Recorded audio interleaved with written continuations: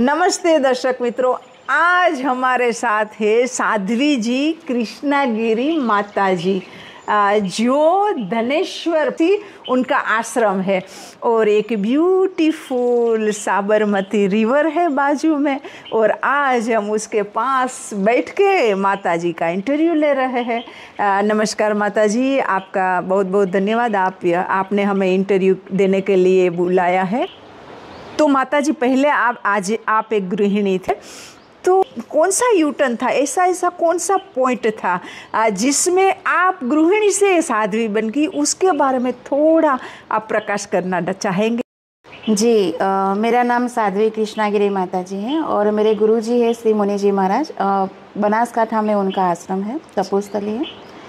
बचपन में मेरे साथ एक ऐसी घटना हुई जो क्षणिक में मुझे मृत्यु का अनुभव हुआ और उसके बाद मैं अंदर से थोड़ी सी जागृत हो गई और मेरे भीतर कई सारे ऐसे प्रश्न जो अध्यात्म की तरफ ले जाते हैं, ऐसे प्रश्न उठे और मैं स्वयं ही उन प्रश्न की खोज में भी रही और भगवान शिव और शक्ति की आराध्या उपासना वगैरह करने लगी। अच्छा। और ऐसे करते करते मैं थोड़ी बड़ी हुई, 18 साल की हुई। अच्छा। और उसके बाद मुझे गुरु की प्राप्ति हुई और गुरु की प्राप्ति होने के बाद मुझे गुरु से गुरु मंत्र मिला, दीक्षा मिली और उन्होंने मुझे साधना करने के लिए कहा कि अगर मोक्ष को प्राप्त होना है, संकल्प मेरा मोक्ष का था, 16 वर्ष की उम्र से ही था और मुझे मोक्ष को प्राप्त करना है तो मुझे यह साधना करनी होगी और निश्चल भाव से करनी होगी।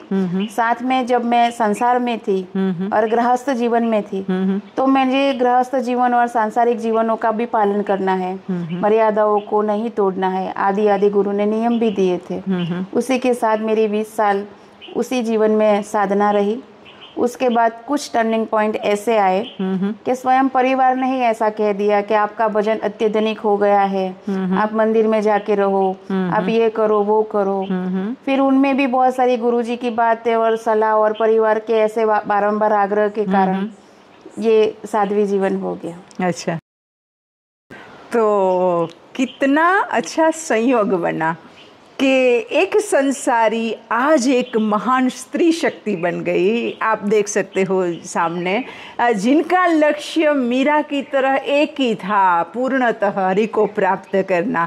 और इतना एक संयोग, 7 साल पहले मैं भी गिरनार में साधना करने गई थी, माता जी भी गिरनार साधना करने आई थी, तब हमारी मुलाकात हुई थी। तो उसमें भी माता जी आपने गिरनार में भी बहुत अच्छी साधना की, उसके बारे में अगर थोड़ा प्रकाश करना चाहते हैं तो आप। उसमें मुझे गुरु की आज्ञा से और भगवान की कृपा से गिरनार में चैत्र महीना की नवरात्रि अनुष्ठान करने का लाभ प्राप्त हुआ। और वहीं एक वनासी खावड़ थे जो मेरे परिचय में थे और उन्होंने ही मुझे कहा कि माता जी आप आना चाहते हैं तो हम आपकी व्यवस्था वहाँ पे करवा देते हैं। तो वहाँ पत्थर चट्टी से नीचे, पत्थर चट्टी वाली जगह है अंबाजी से नीचे, और वहीं पर मैंने नवरात्रि अनुष्ठान किया। और अनुभव के बारे में तो क्या बताए, अब गिरनार तो स्वयं ही परम सिद्ध भूमि है और ब्रह्मांड में और पृथ्वी पे अगर सबसे पौराणिक कोई पर्वत है, कोई श्रृंखला है तो वह गिरनार है। और वहाँ पे तो ऐसा भी बोला जाता है कि पूरे संसार में तपस्या कर लो पर किसी भी सिद्ध को कहीं पर से भी एक बार तो गिरनार आना होता ही है। मुझ पर ये प्रभु की कृपा है, माँ जगदम्बा की, कुलदेवी की कृपा है। और मेरी साधना वहाँ पे पूर्णिमा के 2 दिन पहले मैं वहाँ से उतरी थी। 12 दिन की मेरी वहाँ पे साधना थी और बहुत ही सुखद अनुभव था वहाँ पे। तो गिरनार में माता जी का बहुत सुखद अनुभव रहा। आप शिष्य को दीक्षा भी देती है, तो आपके शिष्य में भी कुछ ऐसा यूटर्न आता होगा जो आपने कहने से, तो ऐसा हो सकता है कि आपकी एक बात से सामने जो दर्शक सुन रहे हैं उनके जीवन में भी यूटर्न आए, तो ऐसा कुछ बता सकते हैं आप? हाँ, इसके लिए मैं यह कहना चाहूँगी कि दीक्षा तो हर कोई ले लेता है। आज के समय में गुरु बनाना कोई बहुत बड़ी बात नहीं हो गई है, हर कोई गुरु बना लेता है। पर गुरु भी पात्र होना चाहिए और शिष्य भी पात्र होना चाहिए। मेरे गुरु रूप में शिष्य के जीवन में जाने से शिष्य को क्या अनुभव हुआ तो ये तो शिष्य ही बता सकते हैं। इसमें तो मैं कुछ नहीं बता सकती कि शिष्य को क्या अनुभव होता है मेरे जीवन में होने से, तो ये शिष्य बता सकते हैं। पर शिष्य जब बखान करते हैं या जब वर्णन करते हैं या जब अनुभव शेयर करते हैं तब ये पता चलता है कि आध्यात्मिकता का प्रभाव उनमें भी पड़ता है। जब हम स्वयं आध्यात्मिक जीवन जीते हैं, आत्मिक जीवन जीते हैं, तब वह प्रभाव शिष्यों पर भी पड़ता है। तो उसमें तो कोई संशय नहीं है, पर पात्र बनना बहुत ज़रूरी होता है। बिना पात्र के कोई प्राप्ति नहीं होती। तो मुझे बचपन से ही भगवान ने पात्र बना के रखा है। पात्र बनाते गए और जैसे ही मैं पूरी तरह पात्र बन गई, मेरे गुरु की कृपा मुझ पर हो गई और मेरा पूरा जीवन आध्यात्मिक पथ पर चल पड़ा। वैसे ही अगर कोई पूर्णतया से आध्यात्मिक जीवन को जीता है तो उस पर भी आध्यात्मिक अनुभूतियाँ और प्राप्तियाँ वगैरह तो होती रहेगी। यस, अनुभूतियाँ तो होती रहेगी, लेकिन उसके लिए पात्रता, हरि की पात्रता की अत्यंत आवश्यकता है। दर्शक ये बात अच्छे से नोट कर लीजिए, पात्रता निर्माण अवश्य करनी पड़ेगी। अभी माताजी आप एक वुमन पावर है, आप एक स्त्री शक्ति है, एक समाज में हमारी एक बहुत बड़ी अहम भूमिका है। साध्वी जी भी है। स्त्री शक्ति को आप क्या संदेश देना चाहती है? हो सकता है आपके संदेश का उसके जीवन में भी काफ़ी परिवर्तन हो जाए। इसके लिए सभी स्त्रियों को, अगर वह जागृत होना चाहती है या हो रही है, बचपन से ही अगर आपके जीवन में कोई ऐसे प्रश्न उठते हैं कि मैं कौन हूँ, मैं कहाँ से आई हूँ, माता पिता के जीवन से, पारिवारिक जीवन से, समाज के जीवन से, आस पड़ोस के जीवन से आपको अगर प्रश्न उठते हैं कि इनके जीवन में ये सब कुछ हो रहा है तो मेरे जीवन में ये सब होगा, तो इससे मुझे क्या लाभ। कई सारे ऐसे प्रश्न होते हैं जो स्वयं से जुड़ते हैं, जो स्वयं की ओर ले जाते हैं। अगर आप कुछ पाना चाहते हो जीवन में, तो आप क्या पाना चाहते हो ये आपको बचपन से ही पता होना चाहिए। ऐसा नहीं है कि 12वीं क्लास कर लेंगे, कॉलेज कर लेंगे, उसके बाद कोई डिग्री और मिल जाएगी, उसके बाद कुछ सोचेंगे, कुछ और लाइन ले लेंगे। ऐसे भटकते जीवन नहीं जीना है। निश्चित तो हमें बचपन से ही करना चाहिए। अगर कोई स्त्री या कोई बेटी, कोई लड़की, अगर उसके भीतर ऐसे प्रश्न पनपते हैं कि हाँ मेरे जीवन में मैं क्या करने आई हूँ संसार में, सबसे अहम प्रश्न तो ये होता है कि मैं जन्म लेकर संसार में आई हूँ, मैं स्त्री बन के आई हूँ, तो मुझे क्या करना चाहिए। तो स्वयं को पा लेना चाहिए। जो स्त्री स्वाभिमान से, स्वामान से अपने आप को जान लेती है, अपने आप पे अवेयरनेस डाल देती है, तो उसके जीवन में कभी अंधकार नहीं रहता है। ना वो कहीं ठगी जाती है, ना वो कहीं छली जाती है, ना ही वो अपने कुल का, अपने माता पिता का, अपने परिवार का अहित करती है, और ना ही वो अध्यात्म में या किसी भी और पथ में या किसी भी क्षेत्र में वो जाए, वो कहीं पर भी ऐसा नहीं कि वो हारेगी। लक्ष्य को पहले साधे, सारी चीजें एक तरफ रखे, पढ़ाई भी करना है, जीवन को भी जीना है। अगर उसके अंदर सांसारिक इच्छाएं, मनोकामनाएं, लालसाएं वगैरह है तो उसको भी जीना है। लक्ष्य तो वह होना चाहिए जो आपके भीतर सबसे ज्यादा आपके अहम को सुख पहुंचाए। और अहम क्या है? जीवात्मा, स्वयं, वो सेल्फ है। तो सांसारिक दृष्टि से देखा जाए तो स्त्री और पुरुष है, आध्यात्मिक दृष्टि से देखा जाए तो सब जीवात्मा है, सब परमात्मा की चेतनाएं हैं, सत्य है। और इस संसार में अपने लक्ष्य को प्राप्त होने के लिए आई है। कहीं पर भी ऐसे ही मुड जीवन जीकर जी जाने को नहीं आई है।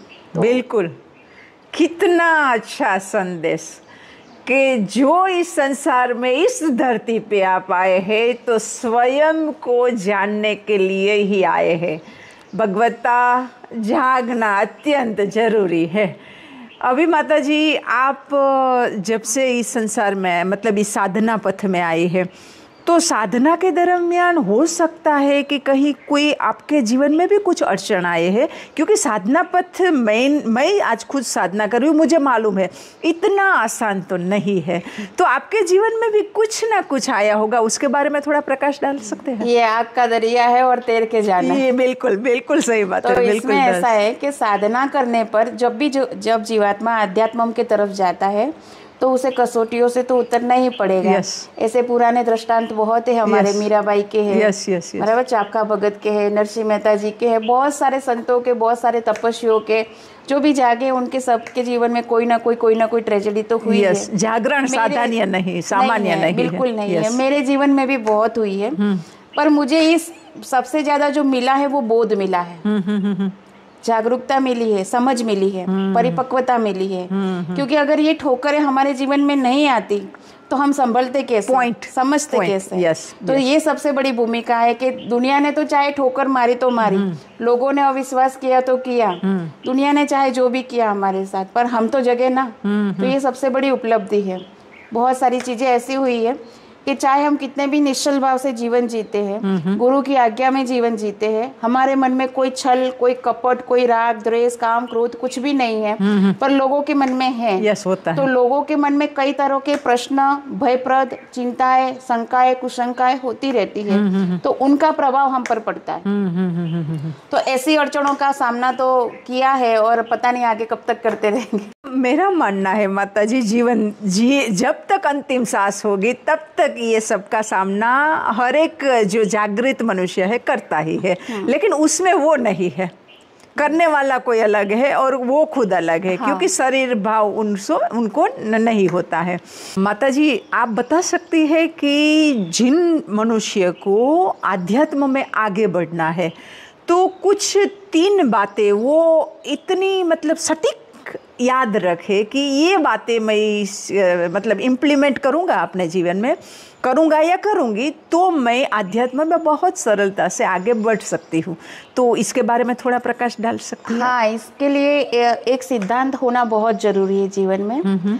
श्रद्धा, समर्पण और संकल्प। अगर ये तीनों एक ही लक्ष्य में जा रहे हैं, आपने जैसे लक्ष्य ले लिया कि मुझे आध्यात्म को प्राप्त होना है, तो आपकी श्रद्धा भी वही होनी चाहिए, समर्पण भी वही होना चाहिए और संकल्प भी वही होना चाहिए। अगर आप तीनों को एक ही लाइन में चले जाएंगे तो निश्चित रूप से आप आपके लक्ष्य को प्राप्त होंगे। इसमें कोई संशय नहीं है। ये मेरा अनुभव है। तो इसमें अगर आप धीरे धीरे सने श्रद्धा से, और इन तीनों के साथ में सबसे जो सर्वोपरि चीज होती है वह गुरु दीक्षा होती है। मतलब गुरु धारण करना अत्यंत आवश्यक है, ये आपका मानना है? नहीं, ये धर्म का, ये सनातन का मानना है। और आज तक जितने अनुभव है, मैंने जो सेल्फ रियलाइजेशन भी किया है, जहाँ तक मैं आज पहुंची हूँ या जो मेरे अनुभव है, वहां तक सूक्ष्म में कितने भी गुण में आप चले जाओ, आपके पास कोई ना कोई मार्गदर्शक तो चाहिए। चाहे सगुण स्वरूप चाहिए, चाहे निर्गुण स्वरूप चाहिए। अगर आपने देह में जन्म लिया है, देह से जन्म लिए मनुष्य हुए हैं आप, तो आपके पास कोई ना कोई गाइडेंस तो होनी ही चाहिए। इसमें क्या होता है कि सर्व में प्रथम में अगर आपको कुछ समझ नहीं आती है बातें, तो इसके लिए वह परिपक्व जो गुरु है वह आपको सलाह दे सकता है। चाहे इसको गुरु भी बोल सकते हैं, चाहे इसको मार्गदर्शक भी बोल सकते हैं। लेकिन कोई मतलब जो एक अवस्था पे पहुंच गए हैं, उनको उनकी गाइडेंस में उनको साथ रखना अत्यंत आवश्यक है। ये माता जी का मानना है। और उनकी दी हुई साधना, उनकी दी हुई दीक्षा जब फलित हो जाती है, तब गुरु भी निश्चिंत हो जाता है। फिर कौन गुरु कौन चेला, ये बात आ जाती है। मतलब गुरु धारण करना या मार्गदर्शक धारण करना अत्यंत आवश्यक है। जब हम ही एक लेवल पे उस कक्षा में पहुंच जाते हैं, फिर कौन गुरु और कौन शिष्य, दोनों इक्वल ही हो गए हैं। ये माता जी का मानना है। तो माता जी इतनी अच्छी एक शिक्षा दी है, इतना अच्छा गाइडेंस दिया है, एक अच्छे से उसमें आप सीख ले सकते हैं। इतना अच्छा इंटरव्यू देने के लिए माता जी आपका बहुत बहुत धन्यवाद। और दर्शक मित्रों, इसमें से आप जो चाहे अच्छे से सीख ले सकते हैं। नमस्कार।